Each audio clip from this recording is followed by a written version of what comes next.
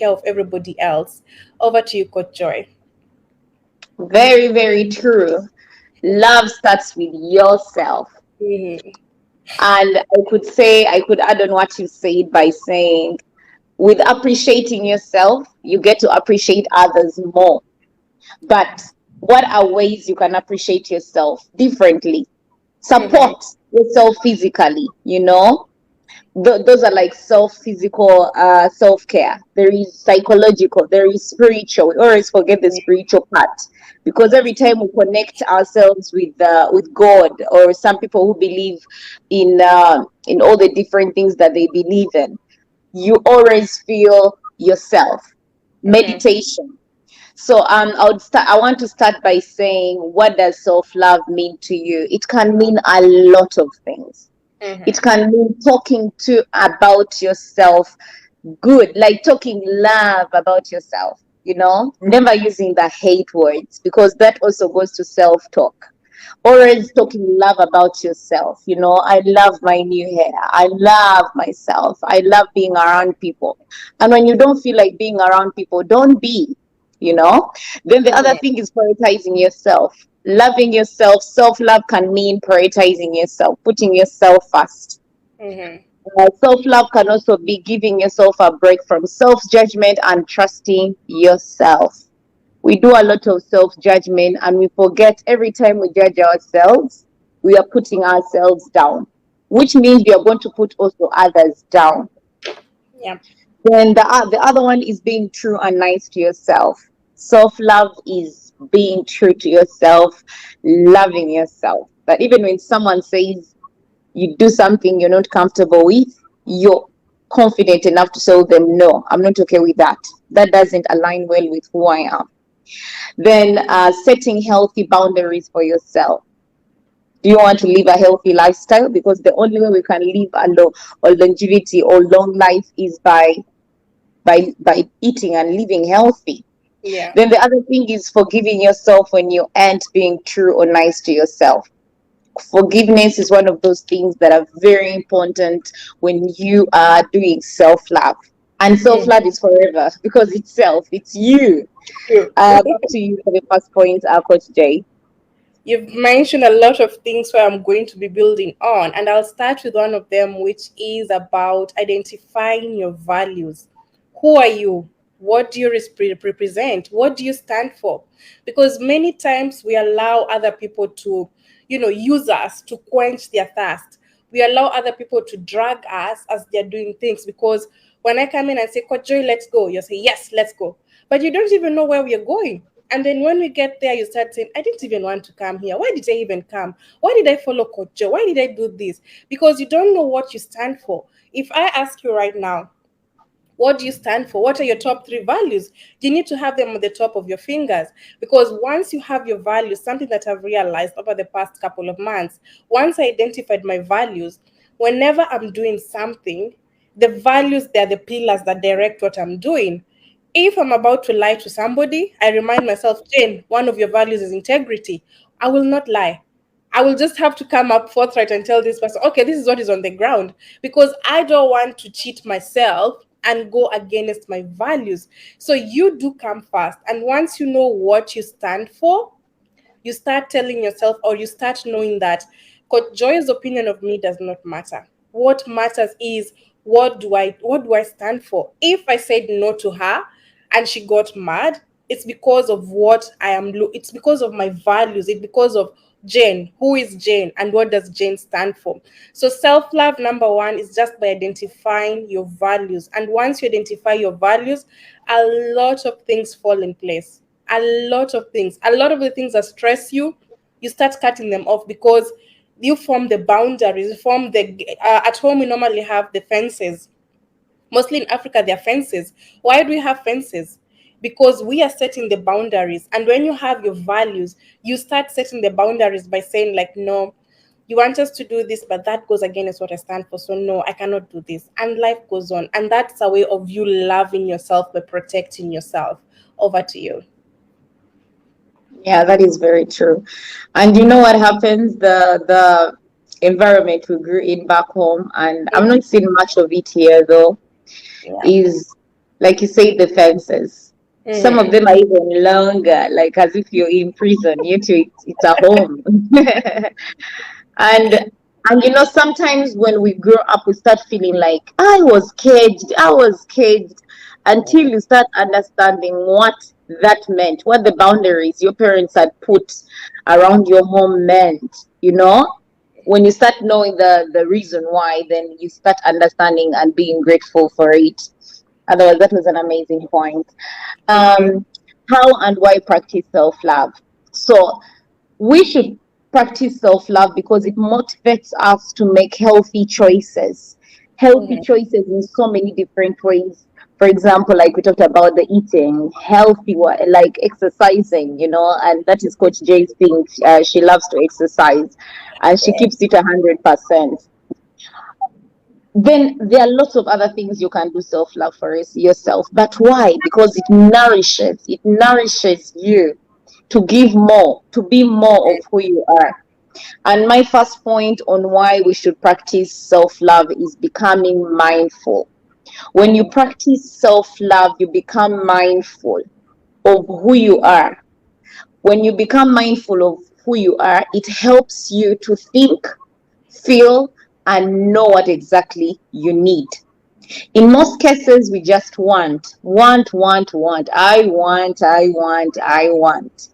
But when you get to understand the difference between want and need, then you're becoming mindful of yourself. So that even in situations where you feel like, I really want this, you remind yourself, do I need it though? You know? And then the other two is the like and the love. You ask yourself, do I really love it? Or I just like it? So you become mindful, and you start appreciating the things that you would need in your life, other than just wanting. Because it Mm-hmm. can be two ways. You can need it and want it. But if you just want it and you don't need it, then it shouldn't stress you. And a lot of the Yeah. times, we stress ourselves with things we want other than the things we'd actually need.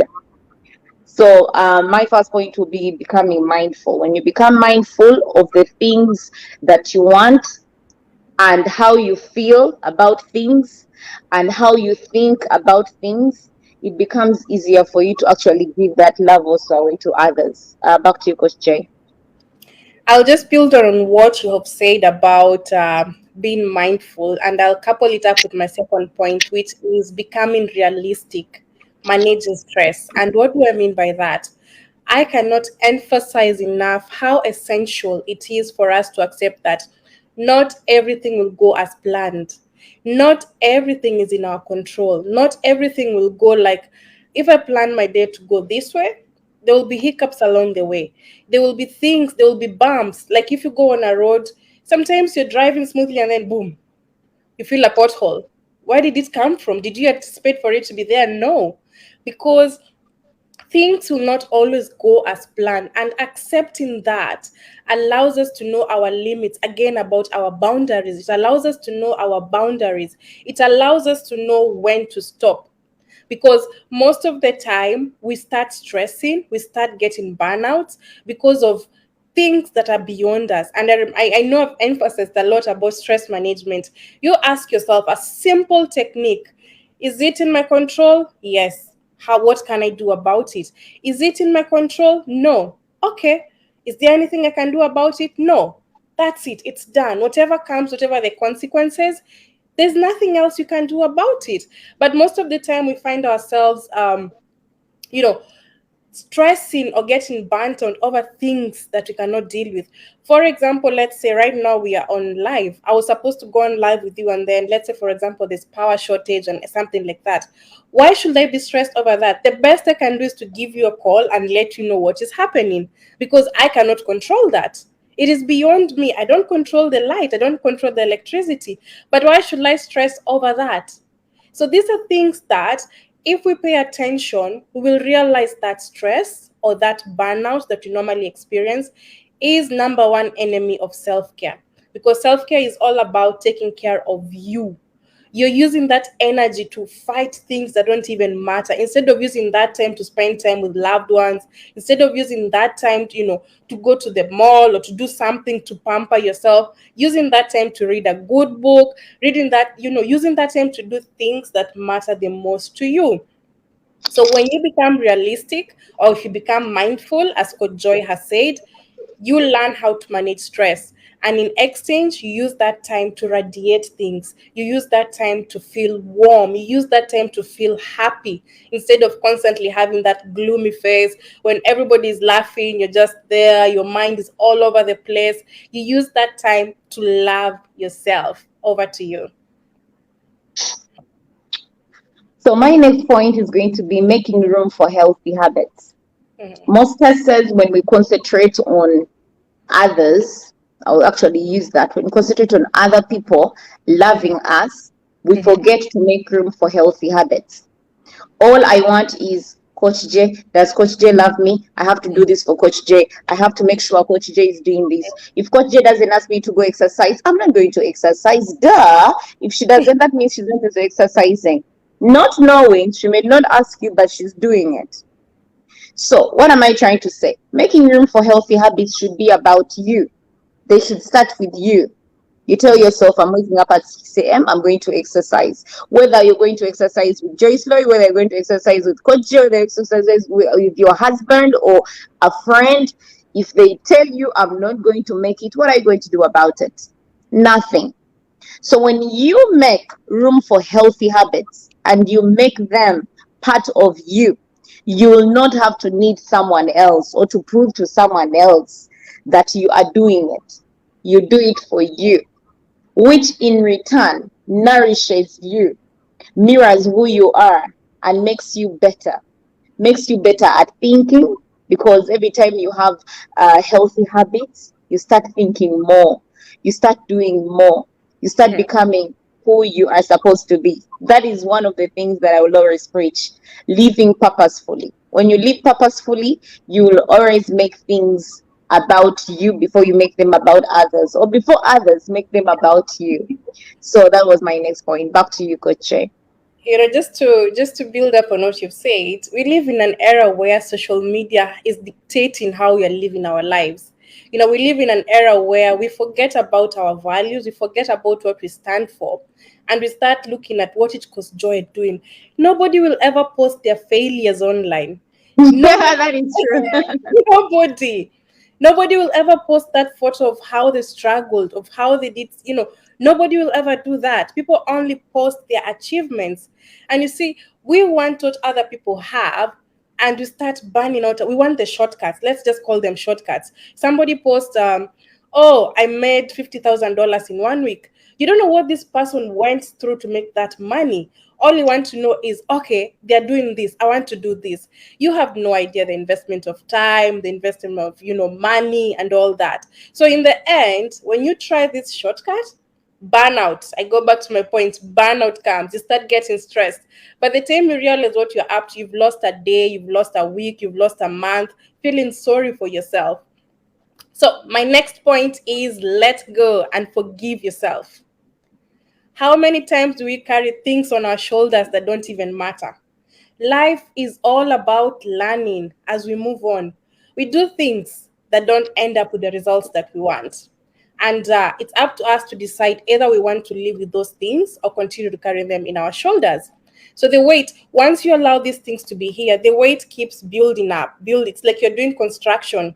So the more you continue adding things, they continue building up. Your shoulders start sinking, you start becoming heavy. Imagine if you have a glass of water and you start putting in ink. The more you put drops, the more that water is going to turn color. And it's the same thing. The more we continue to put things on our shoulders, the more we continue to do this, what happens? We don't create space for new things. We don't create space for us to learn. We don't create space for us to, to love ourselves. And the Bible says, I am a Christian. The Bible says we should forgive others 70 times, 7 times a day. If you have that luxury of forgiving other people, why are you not forgiving yourself? Charity begins at home. That is what I've always been told. Charity begins at home. So while I'm forgiving Coach Joy, why am I not forgiving myself? Because if I'm forgiving Coach Joy and I'm not forgiving myself, it means I'm not being true. It means I'm not being authentic to myself. I'm not loving myself enough. And we are in a group right now called Mindset Shift CEOs. We always say, I'm a company. You are a company. You're in charge of that company. When we go to organizations, people get fired now and then. Why? You didn't live according to the values of the organization. So it's the same thing I want to say now. If you feel like a certain person does not live according to your value, you have the power to fire somebody in your life. You have that capability to do that. Why should you let keep clinging to something that is not adding you value? Because the more you cling to that toxicity, what happens? You don't have room for self-love. All the time you're in that gloomy mood, all the time in that situation where you don't even have time for yourself. So the moment you decide to let go of things that don't add value to you, the moment you decide to forgive yourself, to love yourself more, things start changing in your life. Over to you. All right, practicing good self-care. So I'm a very, very strong believer that every week I have to do something for me. It Oh. can be taking myself for lunch. It can just be passing by the ice cream parlor and getting myself an ice cream. It can just be when just walking into the shop, bakala shop, like we call them here, or back home, the small shops, and just getting myself a lollipop. So Mm-hmm. for me, I don't take self-care for granted. The other one, which is doesn't even require money, it can just be walking into the park, especially the ones that are free, just Mm-hmm. sitting and meditating, just me time. When you Mm-hmm. hear the word self-care, it is not being selfish. You know, it's just you taking good care of yourself so that when you take good care of yourself, you're able to take good care of others, especially people you live with. Because African community, we always have people we live with. Or even if we don't live with them, there are people that are with us, either Yeah. in spirit, they're back home. So when we are able to love ourselves, we are able to love them even when they give us all the baggage that they give us, because that is life. You know, people have baggage and they want to put it on others. You Yeah. don't forget who you are, you know. So practicing self-love is a way for you to love yourself with the basic needs, a few basic needs. You don't need too much. It can also be exercising. It can be sleep, good sleep. Personally, if I don't have good sleep, I can be the worst to deal with. I can be grumpy. I can be, I can be lots of things, and I know it happens for lots of people. There are some people just cleaning their house can be self-love. For me, that is another way of self-love. Just knowing that I'm sitting in a nice, clean house. It's self-care for me. Other people, it's intimacy, and we don't take this for a joke. You know, just having someone cuddle them, just having getting a hug, it's a lot of things. Social Mm-hmm. interaction, meeting friends, you Mm-hmm. know. Coach J may be a drive away, but if my self love means I want to see Coach J to feel better, to make me feel like like loving myself, not her loving me, but loving myself, I'm going Mm-hmm. to let her know. And if she's free, I'm going to drive to her. You get. So self care is a lot of things, but you have to practice it in the smallest way possible, because it's the only way you can nourish and live better, health wise, psychological wise, All spiritual right. wise, a lot of different ways. So ways to practice self care is by actually practicing good self care. Back to you, Coach Shane. That's a very valid point. I hope you'll drive soon to see me. Okay, then. Joke on me. Okay, the next point is how to practice self love is on what we feed our minds. I am a mindset coach and I cannot emphasize in much on what we feed our minds. Our mind is like the stomach. Whatever food you eat, the stomach will digest. Whatever you feed your mind, it's going to digest. What do you watch? What do you read? What do you talk with the people around you? Because those are the things that get digested by your mind. I'll use an example of a lake. A lake did not just start like that. It started with a drop. A drop of water, it became a pond, it grew, it became a lake, and again it became a sea. So imagine Every day you're feeding your mind with negativity. Every day you're giving your mind, these modules, just small modules of things that don't even add value to you. Eventually they become a whole lake in your mind, and then they start influencing how you're leading your life. You see somebody's always angry. Why are you always angry? It's because of the things you're feeding your mind. Even the books we read, sometimes they shape the direction we are taking. The movies we watch, the people we associate with, all these things, they become like that, like drop by drop it starts growing. So when you give positivity, we develop a growth mindset, a mindset that guides us towards things that make us happy, a mindset that protects us, from all the toxicity such as regret. Because if I have this mindset of growth, this mindset of resilience, this mindset of, I'm learning every day, there's no room for failure, I will not have room for regret.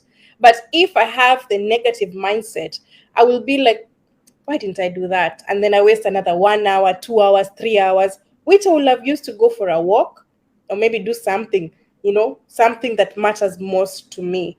Over to you. Yeah, that is very true. Taking action based Mhm. on our needs. I could actually put it to that, because every time we stay focused on what we need, it helps us do what? To automatically get out of those behaviors that Uh-huh. could get us into trouble or divert us from exactly what we have to be. That's Mm. our wonderful point, because everything is mindset. And the thing is, people don't understand that. But I hope when you are watching this video and you're not part of the Mindset Shift CEOs, you can actually join our group. It's growing slowly by slowly, because everything starts like a drop, like Coach just said. It starts as a drop. I think the best way is explaining with a glass of water and ink, like you said, Coach J. Drop of ink, it's a little bit blue if it's blue color. When you add, it expands, it keeps growing. Before you know it, the water is not colorless anymore. It's actually blue, dark blue. So I'm going to be closing with just reading something and saying, practicing self-love starts by being kind, patient. I'll repeat it again. Practicing self-love. You cannot practice love if you don't start with these things. You have to Mhm. start by being kind to yourself, being patient with yourself. We are not perfect. Some of us want to be perfect. You can never be perfect. Those ones who call themselves perfectionists, they are not. Yeah, we still see holes through them. So you can never be perfect. Mm. So be kind to yourself, be patient with yourself, be gentle with yourself, compassionate to yourself. The other way would be with someone else that you care about. You can do all these things with someone else you care about. Someone can be your husband, can be your best friend, your friend, your partner in crime, like we call them. It can be even your family member. But Mm. most of all, these things have to start with you. The moment you give them to yourself, the moment you take good care of yourself, you're compassionate about yourself, you're going to be compassionate about others. It is Mm. something I keep telling my husband, and he tells me, I love you, you love me, we love each other. That is how it's supposed to be. I care about you, you care about me, we care about each other. What you give is what you get. Very When true. you give negative vibes, you're definitely going to get negative vibes. When you give positivity, you are going to get positivity. Coach J, I have met people, and at least most of the people I've met know that I don't love negative energy. Keep it somewhere else. Come to me if you want to feel lifted up. Come to me if you want to feel better about yourself. I think that's what made me a self-confidence coach, to help people lift them up. you know so I would like to say, if you need help, like you're out there, I don't know you, you don't know me, we can get to know each other through Mindset Shift CEO, because there we are all CEO of our lives, which means we can be better than what we are today. Back to you, Coach Jay. Very true. You've mentioned something about partner in crime, and right now I would like to say again, the words we use, they matter a lot. And instead of saying partner in crime, we can always say partner in happiness. It Oh my sounds God, no, partner in crime. Let me tell you my definition of partner in crime, babe. My partner in crime is someone who never judges you, you know? Because Mhm. let me tell you, I could say something or I could do something and Uh-huh. you judge me. You get. But when Mm-hmm. you have someone you call partner in crime, at least that's the definition we have with my partner in crime, and I'll not take that back. Is we never judge each other. Even when I do something that could make anyone judge me, that Mm. person can't judge me, and I can't judge them. So that's why we call each other that, because there is no room for judgment ever, and it has never happened at least. So for me, that definition of partner in crime is that, not the other one, the criminal way. No, we made up our own word. Just Okay, to let's be clarify. case. Okay, so my final point is learn continuously. How to practice self love, learn continuously. Because when we choose to learn and relearn what we already know, we are giving ourselves the chance to learn and something new. We are giving ourselves the chance to evolve. Because the more you evolve, the more you grow, the more your mindset becomes better. You're practicing self love. When the world is moving forward, remember the world will not stop for you. The world is moving forward. How do you prevent yourself from feeling sorry about something? How do you prevent yourself from saying, I wish I knew? This is all by learning and relearning. Don't be too tough on yourself. Because the knowledge I had in 2010, right now it doesn't help. Like even if Yeah. it's healthy, it's overdue. Something new has come up. Things are evolving. Like today somebody asked for my profile for something else, and the profile I sent 3 years ago about myself is different from my profile of today. And he was like, this is change. I told him, yes, I am growing, because the person I was 3 years ago is different from the person I am right now. 3 years ago I was a student. I am not a student right now. So I have grown because I'm learning and relearning everything that I know. And that to me is self love. But So you're still a student of life. I am a student of life, but by that time I was doing my MBA. So I'm a student.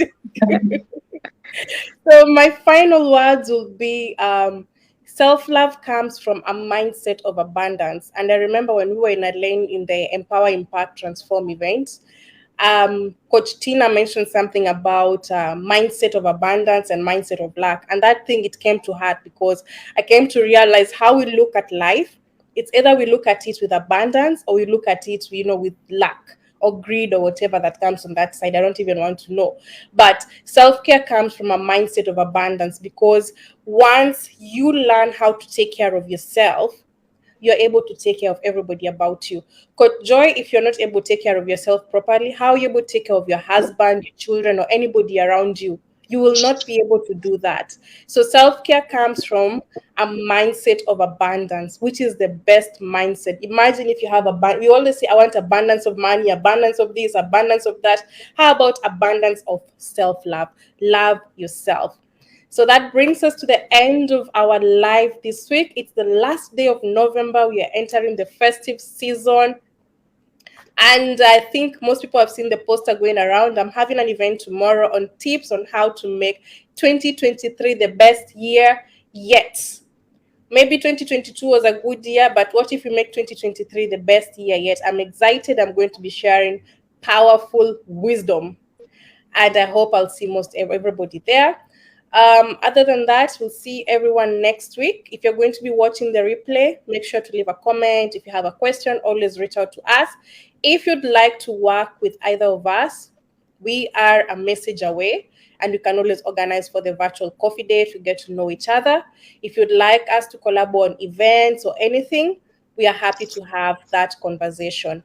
So, other than that, thank you so much, Coach Joy. I will be seeing you next week. Thank you so much too. And remember to practice self-love abundantly. Yes. All right, I'm out.